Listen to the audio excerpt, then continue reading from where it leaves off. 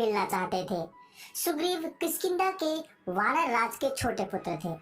पिता के न रहने पर उसका बड़ा भाई बाली वहां का राजा बना। पहले दोनों भाइयों में काफी प्रेम था, बाद में दोनों भाइयों में राजकाज को लेकर कुछ मतभेद हो गया। इतना गंभीर मनमुटाव हुआ कि बाली सुग्रीव को मार देना चाहता था। बाली के डर से सुग्रीव ऋषिमुख पर्वत पर चला गया। कबंध और शबरी के कहने पर राम लक्ष्मण ऋषिमुख पर्वत पर सुग्रीव के पास पहुँचे। रास्ते में उनकी भेंट हनुमान से हुई।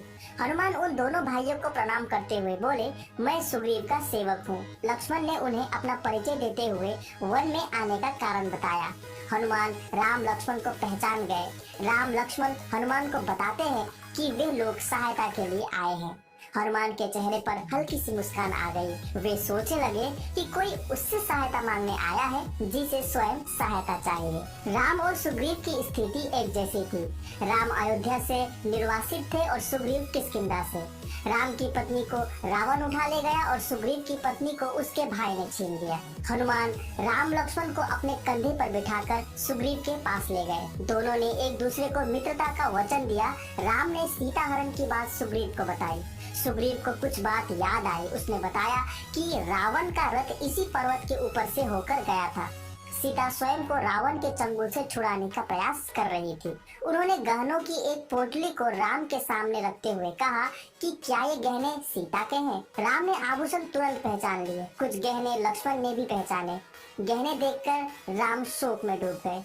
वे स्वयं को धिक्कारते हुए बोले, हे सीते, संकट में मैं तुम्हारी रक्षा नहीं कर सका। सुग्रीव ने उन्हें सांत्वना दी कि सीता अवश्य मिल जाएगी। मैं हर तरफ से आपकी सहायता करूंगा। सुग्रीव ने राम को अपनी व्यथा कथा भी सुनाई कि कैसे बाली ने उसे राज्य से निकाल दिया था और उसकी पत्नी को छीन लिया था। राम ने उसे सहायता करने का वचन दिया, परंतु सुग्रीव उनकी सुकुमारता को देखकर उनके वचन पर भरोसा नहीं कर सका, क्योंकि बाली तो महाबलशाली है और 7 साल के वृक्षों को एक साथ झकझोरने की शक्ति रखता है। राम ने बिना कोई उत्तर दिए अपने एक ही बाण से शाल के 7 वृक्षों को काट कर दिखा दिया, तो उसे राम की शक्ति पर विश्वास हो गया। यह देखकर सुग्रीव ने राम के सामने हाथ जोड़ लिए।